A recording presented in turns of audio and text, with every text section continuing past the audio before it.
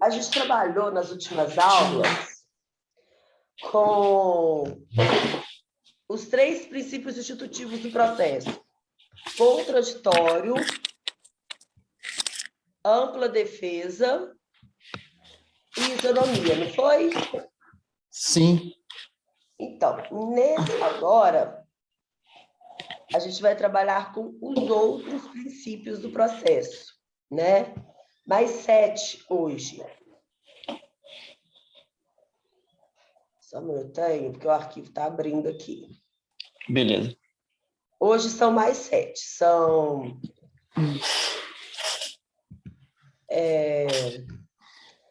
publicidade, oralidade, disponibilidade, economia processual, lealdade,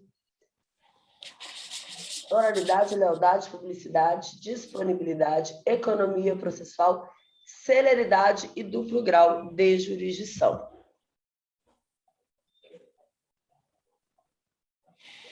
São esses que a gente vai trabalhar hoje.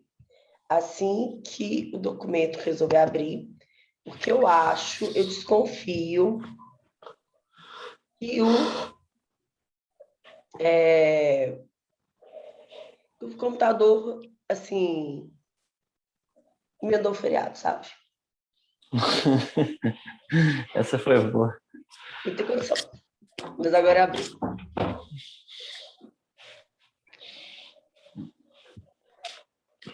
Vamos lá.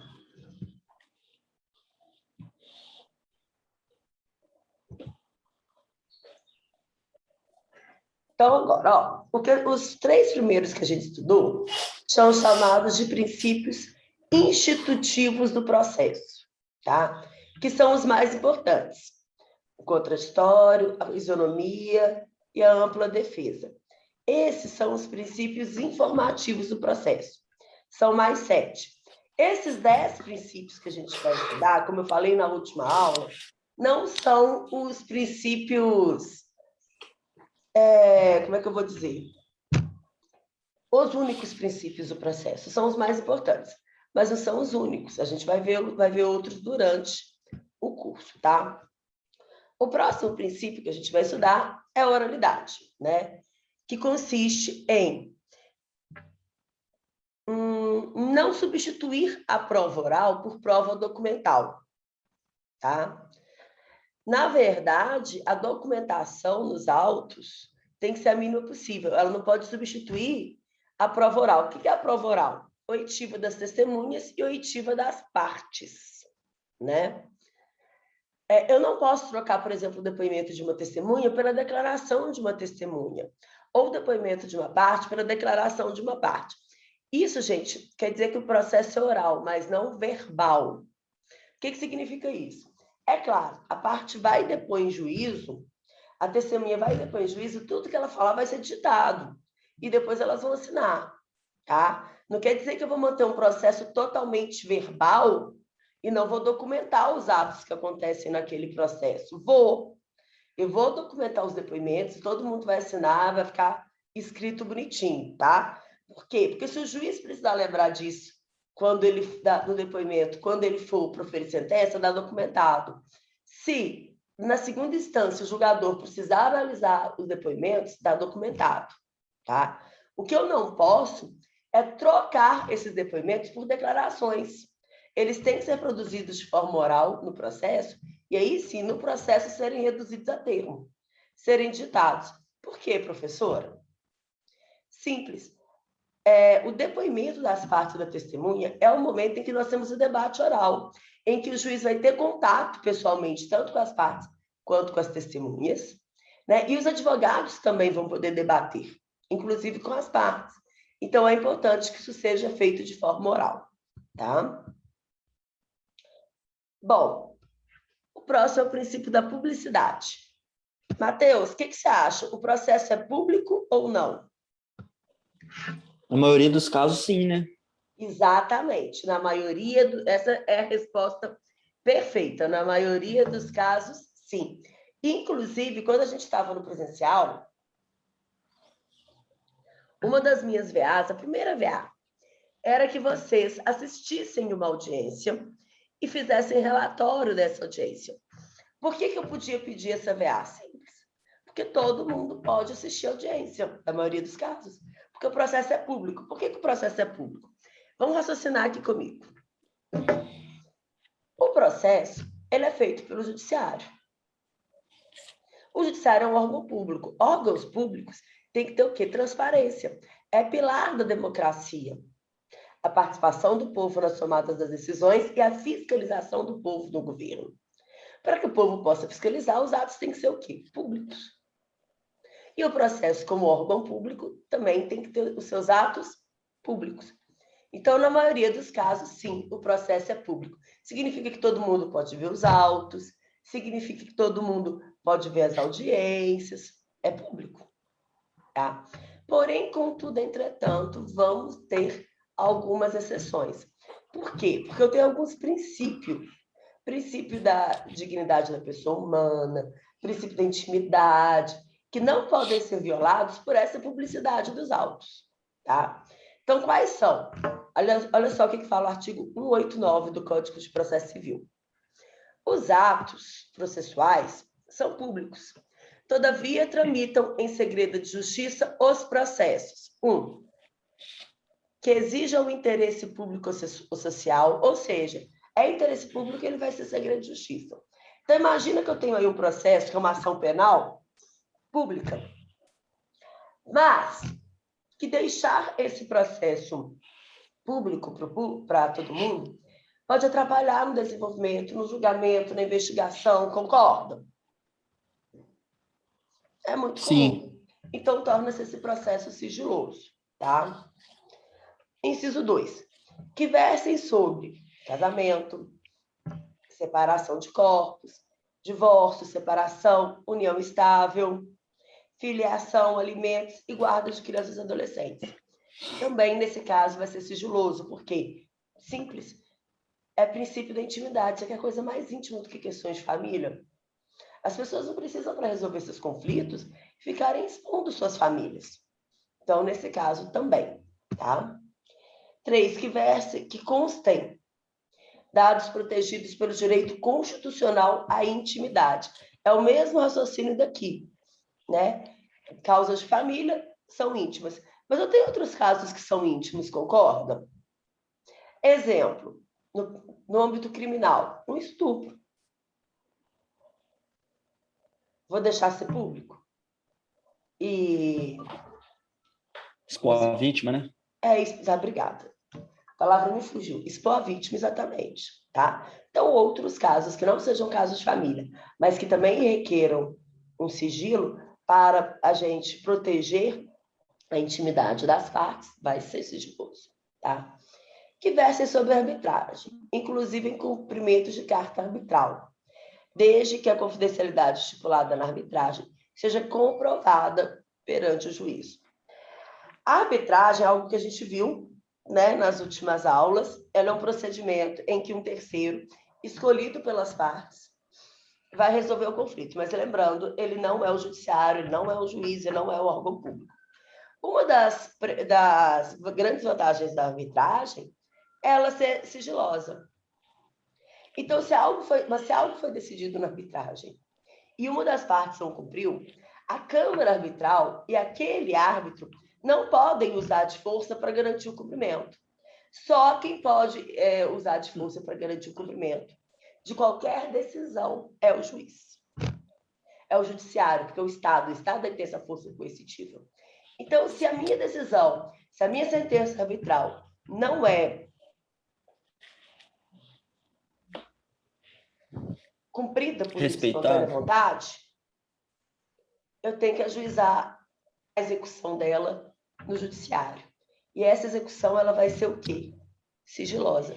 Porque senão eu vou expor toda a arbitragem. Tá? Então, o cumprimento da sentença arbitral no judiciário é sigiloso, porque a própria arbitragem é sigilosa. Tá? Então, esses são os casos em que o processo é sigiloso. Na maioria dos casos, o processo é o quê? Público. Agora, imagina que é a seguinte situação. Vou pedir lá uma prova, vou dar um caso para vocês. Uma ação de indenização por danos materiais. É público ou é sigiloso?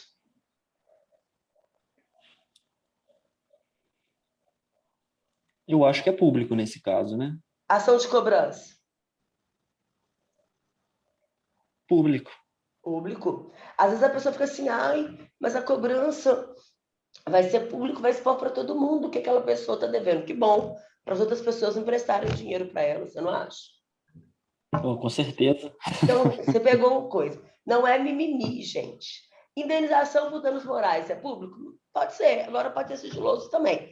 Por exemplo, se é uma indenização por danos morais, por causa de um nudes vazado, de uma coisa íntima, um relacionamento íntimo de um casal, ele pode ser sigiloso. Agora, uma indenização por danos morais que negativou seu nome devidamente, aí pode ser público, tá? Vai depender do caso. Ok? Alguma dúvida, Matheus? Não, tá tranquilo até agora. Bom, vamos lá. Lealdade. Agora, o princípio da lealdade. Consiste em não usar a atividade jurisdicional como meio fraudulento para se chegar a fins ilícitos, tá? Ou seja, não chegar ao judiciário, não usar o judiciário para chegar a fins ilícitos. Não se trata, gente, das pessoas serem pessoas honradas, né, de serem seres humanos evoluídos, maravilhosos, não. Mas deles agirem de boa fé no processo e não usar o processo para chegar no fim ilícito. Quando o princípio da lealdade não é observado, a gente fala que houve litigância de má-fé. Ou seja, os litigantes, as partes, uma das partes agiu de má-fé. E isso gera uma multa, tá? Agir de má-fé no processo gera uma multa, tá? Bom, considera-se litigante de má-fé quando deduzir pretensão ou defesa contra texto expresso de lei ou fato incontroverso. Tá? Então, cuidado com isso aqui. Tem muito, como eu já falei com vocês aqui, o direito, ele não é ciência exata. Ele é ciência social, né, aplicada e está sujeita à interpretação.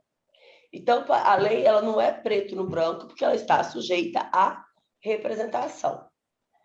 Interpretação. A interpretação. Porém, contudo, entretanto, né, há textos de lei, gente, que são expressos. E aí você pedir algo exatamente contra a lei é litigância de má-fé. Ou contra fato no processo em que uma parte alegou e a outra concordou. Ou seja, eu confesso uma coisa e mesmo assim peço algo em cima da minha confissão, né? Isso é litigância de má-fé.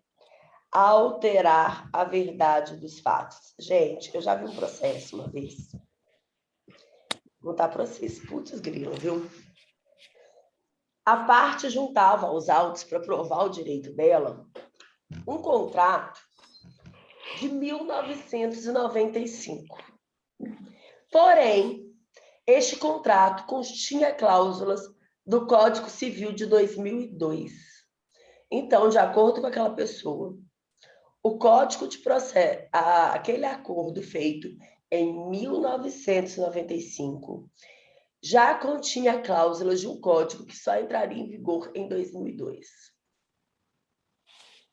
Chamei de contrato mãe de Ná.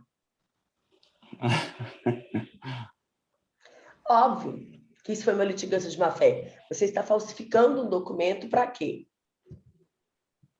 Alterar a verdade dos fatos, né?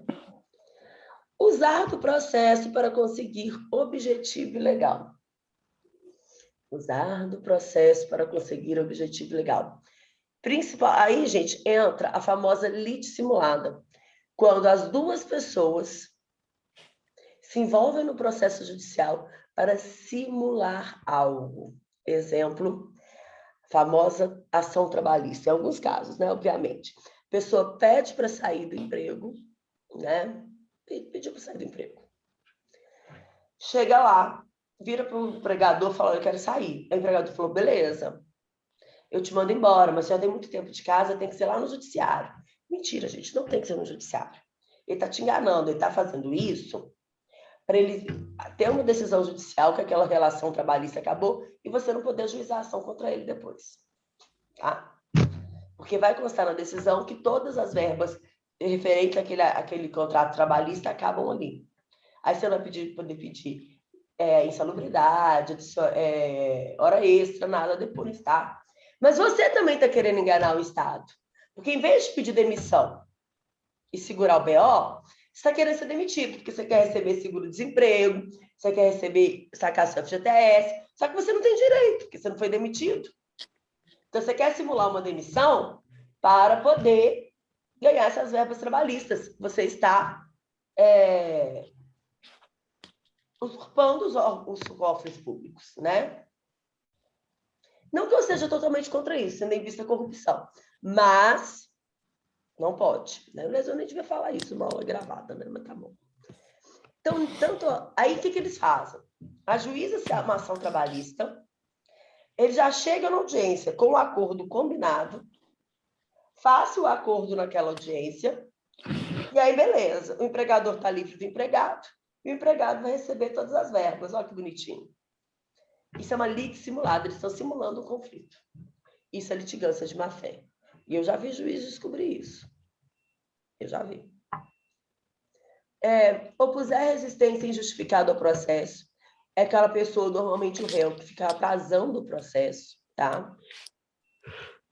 Proceder de modo temerário em qualquer incidente ou ato processual, temerário é irresponsável, agir de forma irresponsável no processo, provocar incidente manifestamente infundado, como, por exemplo, ficar interpondo recurso desnecessário, e é o mesmo que fala aqui embaixo, né? Interpuser recurso com intuito manifestamente protelatório, ou seja, ficar atrasando o processo. Tudo isso daqui, gente, é considerado litigância de má-fé. Se você pode, como parte contrária, pedir ou juiz, né, de ofício, percebendo que há litigância de má-fé, com pedir, a parte pede, o juiz condena a pagar uma multa, tá? Multa de litigância de má-fé. No processo civil, salvo engano, é de 2% do valor da causa. Eu vou conferir aqui, hein?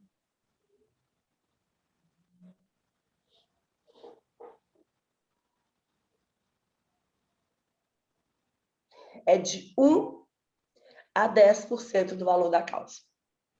Tá? No valor de 1 a 10% do valor da causa, a pessoa pode ser citada por litigância de má-fé, porque não observou o princípio da lealdade processual. Agora, a gente vem para o princípio da disponibilidade e da indisponibilidade, tá? É o seguinte, eu não sou obrigada a ajuizar uma ação. Então, digamos, Matheus, que você me deve uma grana e não pagou. Eu sou obrigada a ajuizar uma ação contra você? Não. Não sou. Eu ajuizo se eu quiser, concorda? Com certeza. Ou seja, o meu direito de ajuizar uma ação contra alguém é um direito disponível, que eu utilizo se eu quiser. Uma vez ajuizada a ação contra alguém, eu posso praticar os atos necessários também de forma disponível, ou seja, se eu quiser. Se eu quiser ajuizar a ação e abandonar, vai ser abandonada, ninguém me obriga. Tá? Da mesma forma, eu posso desistir dessa ação, concorda? Sim. Agora, tem um detalhe nessa desistência aqui. Se o réu já tiver apresentado contestação, o réu já foi citado e já apresentou contestação. Ele já está fazendo parte da relação jurídica processual. E ele mesmo já fez um pedido no processo em sua contestação, para que o pedido do autor seja julgado improcedente. Ele quer uma sentença penal, ele quer uma sentença declaratória negativa. Se isso já aconteceu e o autor quiser desistir, o réu tem que concordar. Porque o processo agora é dele também. E se ele não concordar, o processo vai continuar, mesmo contra a vontade do autor. Tá?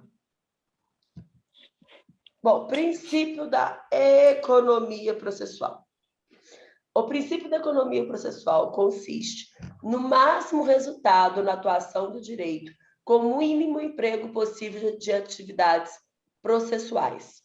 Gente, a economia processual não é só uma economia de money, de dinheiro. Não. É uma economia de quê também? É uma economia de atos processuais. Claro que é de dinheiro, mas de tempo e de atos processuais também. Consiste no seguinte: eu vou praticar um número menor de atos e vou ter um maior resultado. Exemplo. Digamos que eu, Michele, provoco o engavetamento de 5 carros. Nunca aconteceu, viu, gente? Aliás, eu já fiz parte de engavetamento como o primeiro carro, gente. E eu estava parada no sinal. Numa subida. Vocês acreditam? Que os carros conseguiram engavetar numa subida. E eu parada no sinal. E eu estava com um carro zero que eu tinha pego há 10 dias. Só acontece com o Moá, sabe? Só acontece comigo. Mas, enfim. Eu falando aqui que eu nunca, né, provoquei engavetamento, mas é possível também, porque eu dirijo mal pra caramba. Mas, normalmente, eu não bato. Porque eu sei que eu dirijo mal, então eu sou muito cautelosa. Mas, enfim. Mas o povo adora bater na minha traseira, impressionante. Mas, enfim. Então, eu provoquei engavetamento, 5 carros. Os 5 podem ajuizar uma ação contra mim? Sim. Cada um pode ajuizar uma ação? Sim. Eles podem juntar e ajuizar a ação juntos? Sim. Isso chama litisconsórcio. Ou seja, em vez de eu ter 5 processos, eu vou ter um só. Para resolver os 5 litígios. Isso é economia processual. É um exemplo, tá, gente? Eu tenho vários no processo. Vários. Ou seja, são casos em que a legislação me permite que eu pratique menos atos e tenha maior rendimento. Durante o nosso curso aqui, a gente vai ver vários casos em que eu vou falar, gente, isso daí é devido ao princípio da economia processual. Ainda esse semestre, porque ele é um princípio muito importante. Igualmente importante, aliás, igualmente importante não, gente. Essencial.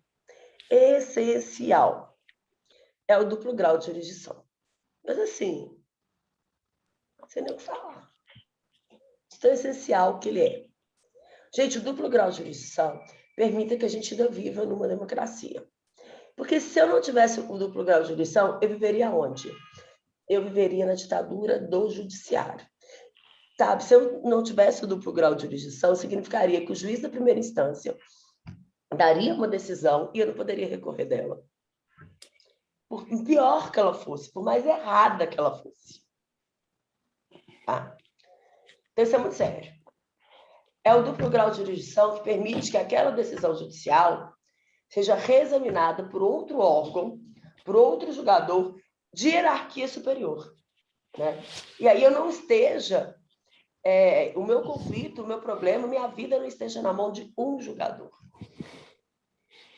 Mas está na mão de um julgador, mas se ele errar, pode ser revisto. E isso, gente, é muito, muito importante. Né? Vou contar um caso aqui para vocês, rapidamente. Vou contar só um, rapidamente. Matheus, você conhece o Richarlison, jogador de futebol? O atacante, esse da seleção brasileira é esse, mais jovem? Não, o mais velho, que tinha um irmão que jogava também, mas também na seleção brasileira. Sei. Os dois jogaram Sei. numa Jogou Copa, no não foi Atlético? isso? Oi? Ele jogou no Atlético? Isso mesmo. Esse Richarlison que jogou no Atlético. Antes dele jogar no Atlético, ele jogava no time paulista. Aí pode ser que eu confunda os times, tá? Mas, Ele jogou no São Paulo? Oi? São Paulo? Ele jogava no São Paulo? Isso. Então tá, o Richarlison jogava no São Paulo. Gente, é caso real. Pode procurar na internet depois que acabar a aula. Lá em 2006, 2007, por volta de 2006, 2007, uns 15 anos atrás, ele jogava no São Paulo. Perguntaram para o dirigente do Palmeiras: o Palmeiras vai comprar o Richarlison? Resposta do dirigente: não, no Palmeiras não jogam homossexuais. Sabe onde ele foi jogar? No Galo. É fato. Eu estou narrando fato aqui. É só fato. Fato é que também o Richarlison se sentiu muito... O Richarlison não joga mais, né? Ele já aposentou. E tem até boatos que ele vai para um reality show aí, da Record, que vai começar semana que vem. Mas, enfim. O Richarlison se sentiu ofendido. E fez uma queixa-crime contra esse dirigente do Palmeiras. A resposta do juiz, gente, é uma coisa fantástica. O juiz fala assim: Richarlison, Não ocupa o judiciário com essas coisas, não. Se você não é gay, vai no mesmo programa de televisão e fala, não sou gay. Agora, se você é gay, Richardson, aí vem o absurdo, gente. Você não pode jogar futebol.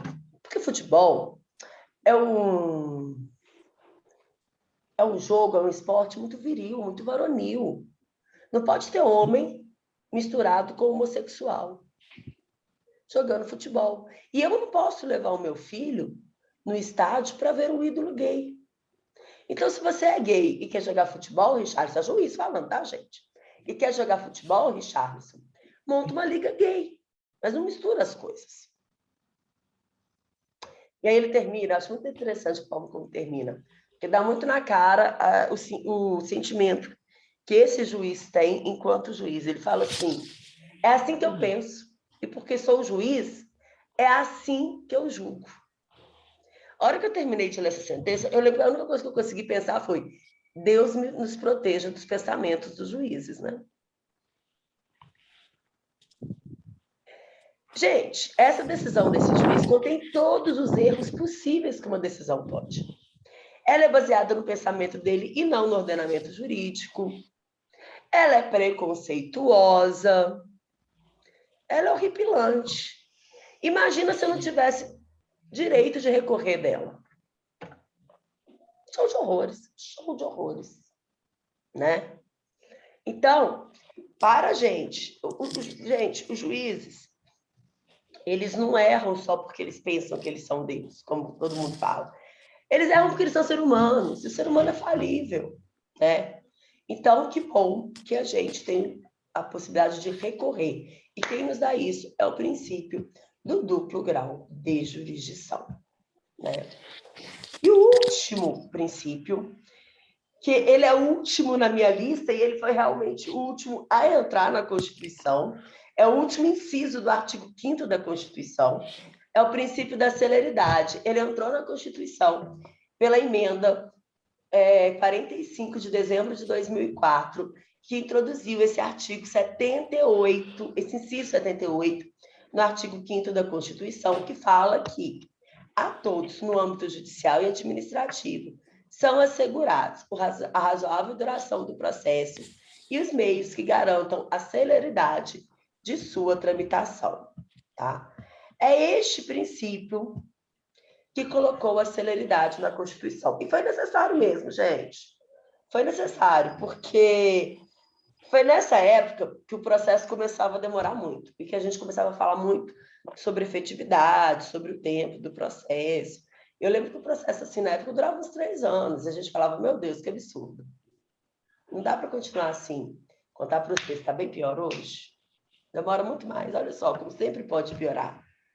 Tiririca mentiu quando falava que pior que ficava, não fica. Uma das maiores mentiras que já foi falado para o povo brasileiro. E aí, o legislador achou que resolveria o problema da demora do judiciário, colocando esse artigo, que fala que a todos, no âmbito judicial e administrativo, são assegurados a razoável duração do processo. Isso aqui é complicado, né? O que é razoável duração do processo? Se perguntar para o meu cliente, é 1 semana. Se perguntar para o juiz, é 1 ano, né? Se para o juiz é 1 ano, por que o processo demora tanto? Por que ele não faz mais rápido? Cara, porque às vezes ele não tem estrutura para isso, né? A gente precisava ter muito mais juízes, muito mais varas, muito mais servidores, muito mais maquinário, né? Infelizmente, a gente não tem.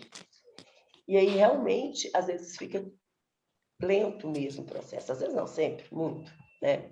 E os meios que garantam a celeridade de sua tramitação. E aí, garantiu, professora? Nada, gente, só ficou mais devagar. Né? Agora tem que tomar cuidado com esse artigo. A gente quer um processo sério. Com certeza. Eu quero um processo sério. Mas, assim, sem sombra de dúvidas, ninguém quer um processo lento e demorando tanto que ele demora.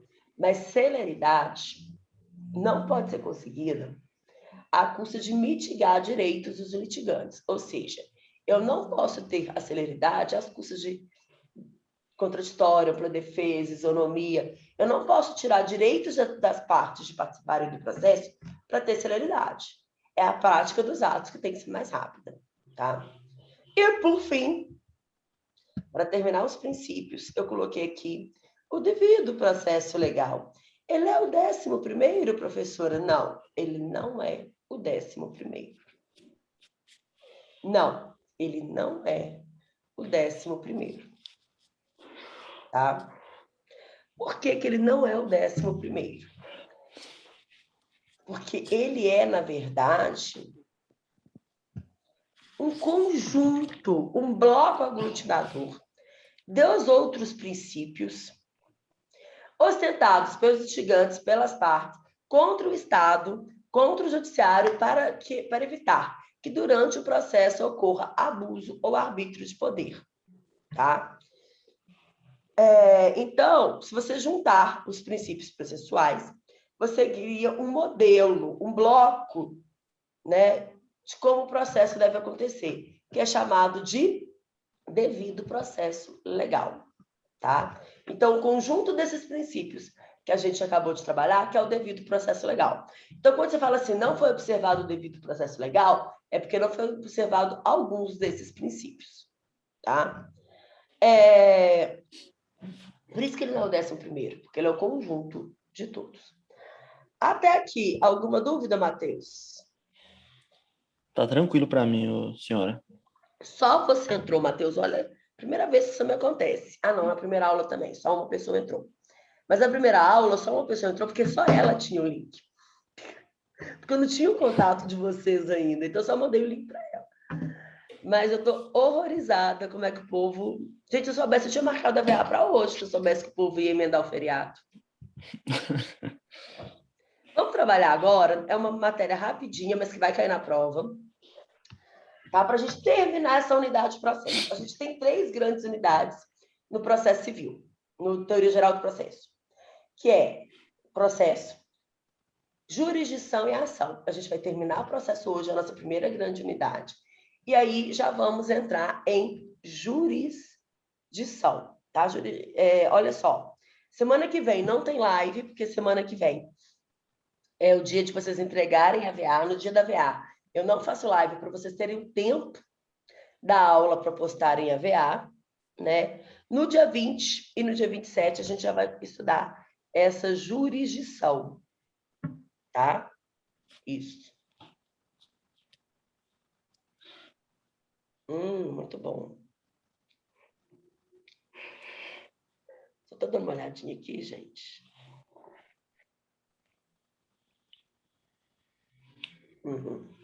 Isso mesmo. Então, vamos lá. Nós vamos estudar agora lei processual, tá? Primeiro, é importante a gente diferenciar o que é a norma material do que é a norma processual. A norma material é aquela, gente, que a gente usa no dia a dia. Então, olha só. Eu posso andar sem cinto de segurança? Não. Eu posso deixar de pagar meus impostos? Não. Eu posso causar dano a alguém e não reparar? Não. Tudo isso está na norma material. Tá? Essa norma material, ela vai me dar comandos que vão me dizer quais, vão dizer, ela vai me dar comandos para que esses comandos orientem os meus atos no dia a dia. Por isso, gente, que direito tinha que ser ensinado na escola, pelo menos noções básicas. Porque, olha só, eu tenho leis que me dão comandos do que deve acontecer no dia a dia. Beleza, beleza. Mas como é que as pessoas sabem se elas não estudaram isso? E ninguém pode deixar de cumprir a lei alegando que não a conhece. Eu acho que o cidadão fica vendido aí, né? E aí eu vou ter normas que são obrigatórias, que me obrigam a fazer coisas, como pagar impostos, por exemplo. Normas que são permissivas, que me permitem fazer coisas. Não me lembro de uma norma permissiva agora. Me permite dirigir após os 18 anos, né? Uma norma, gente, esqueci, eram 3. Obrigatória, permissiva e a vedatória, esqueci, não é essa palavra que usa, mas é aquela que te veda, a proibitiva, que proíbe de fazer algo, tá? Como, por exemplo, dirigir sem cinto de segurança. Essas normas são todas normas materiais. Direito civil, Código Civil, Código Penal, são todas normas materiais, né? Então, exemplo, artigo 121 do Código Penal. Matar alguém, pena de 6 a 20 anos. Essa é uma norma proibitiva, né? É como a Bíblia diria, não matar. Se você matar, você vai ser condenado. Por que o Código não põe isso? Não sei, gente. Eu acho que foi para não ficar igual a Bíblia mesmo, né? Mas porque assim, a gente não pode ficar muito confundindo religião com direito, né? Então, porque o país é laico, né? Então, a gente tem, assim, a norma proibitiva, né? Essa norma é uma norma de direito material. Se essa norma ou qualquer outra é descumprida, que gera um conflito, a gente tem que resolver como? No judiciário, através como do processo. E como que o processo funciona? Através da norma processual. Ou seja, como que o processo se inicia, como ele se desenvolve e como ele termina, está tudo regulado pela norma processual. Aonde? No Código de Processo Civil, no Código de Processo Penal e em algumas outras leis também, que a gente vai estudar no futuro, né? Então, a norma processual fala como que o processo funciona e a norma material me dá esses comandos para o dia a dia. Uma vez que a norma material não foi observada, gera um conflito, gera um processo e a gente usa para resolver aquele conflito a norma processual. E ela é muito importante, gente, porque se eu não tivesse, ia ser um problema muito sério. Sério mesmo. Porque aí cada um ia julgar o outro do jeito que quisesse, né? De preferência queimando em praça pública igual Santa Inquisição. Por isso que a norma processual é tão importante, né? E aí, baseado nessa diferença entre norma processual e norma material, a gente tem dois erros que uma decisão judicial pode ter, que é o erro injudicando, que é o erro na interpretação e na aplicação da lei da norma material, ou seja, quando o juiz, ao julgar, ele interpreta de forma errônea a lei, pelo menos na nossa concepção, e o erro em procedendo é quando ele interpreta mal ou não aplica a norma processual. E aí cria um vício no processo, tá? A norma processual e a norma material, elas têm conteúdos diferentes, mas não tem hierarquia entre elas, não, tá bom? E aí o mais importante dessa aula, né, de lei processual, que é pequenininha mesmo, já está acabando, é a eficácia dessa norma processual no espaço e no tempo, né? A eficácia da norma processual no espaço é o princípio da territorialidade, que diz o seguinte, que em solo brasileiro eu vou utilizar a legislação brasileira, né? Olha que coisa óbvia, gente. Então, olha aqui, ó, artigo 13. A jurisdição civil, artigo 13 do Código de Processo Civil. A jurisdição civil será regida pelas normas processuais brasileiras, ressalvadas as disposições específicas previstas em tratados, convenções ou acordos internacionais de que o Brasil seja parte, tá? Então, no Brasil, eu uso a norma processual brasileira. Ou seja, o processo no Brasil se desenvolve conforme a lei brasileira, óbvio. Óbvio. Agora, esse daqui é legal, que é o princípio da intertemporalidade, que é a eficácia da norma processual, gente, no tempo, né? A norma processual, uma vez que ela entra em vigor, ela não retroage, mas ela tem efeito imediato, tá? O que significa isso? Eu estou no meio de um processo. Entre e pedir eu quero produzir uma prova pericial, requeri. O juiz deferiu. Veio uma norma processual no meio que fala, não vai ter mais prova pericial no processo. Efeito imediato. Não vou poder fazer a prova pericial, porque já veio uma lei falando que não pode mais. Ah, mas se eu já tiver feito a prova pericial naquele processo antes? Ah, aí ela é respeitada, porque ela é um ato jurídico perfeito. Então, olha só, a lei processual, ela entra em vigor, ela vai atingir os processos que estão pendentes, porque ela tem efeito imediato, mas ela não retroage, ela não vai atingir o que já aconteceu naquele processo, ela vai atingir dali para frente, tá? Se o processo acabou, não vai ter nenhuma influência. E se o processo é futuro, eu vou usar só a lei nova. Agora, o processo pendente, ele tem efeito imediato. são atingidos, mas ficam respeitados os efeitos dos atos já praticados. A exceção é o chamado favor-rei no Código de Processo Penal, que fala o seguinte, que aplica-se a lei nova antes de vigorar, se esta for mais benéfica ao réu. Ou seja, a lei processual tem efeito imediato e não retroage, salvo se for no processo penal e for favorecer o réu. Aí sim ela pode retroagir, né? Gente, a lei processual entra em vigor quando? É a ideia do vacatio legis. Se a lei não falar que ela entra em vigor imediatamente, eu vou ter que esperar 45 dias. Posso esperar até mais. O Código de Processo Civil, por exemplo, levou 1 ano para entrar em vigor, porque ele teve um vacatio legis de 1 ano, tá?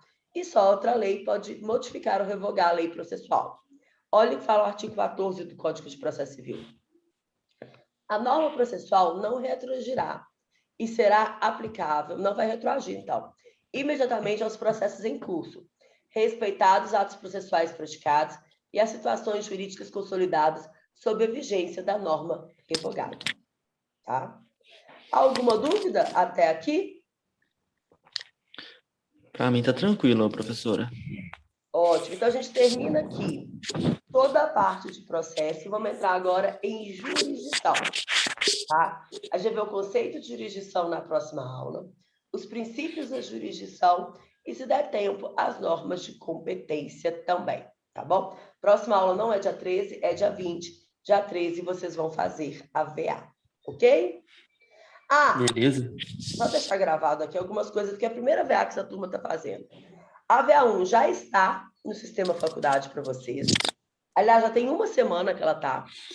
É um estudo dirigido com questões. Vocês vão responder em arquivos de Word, PDF. Outro arquivo eu nem abro para não pegar vírus.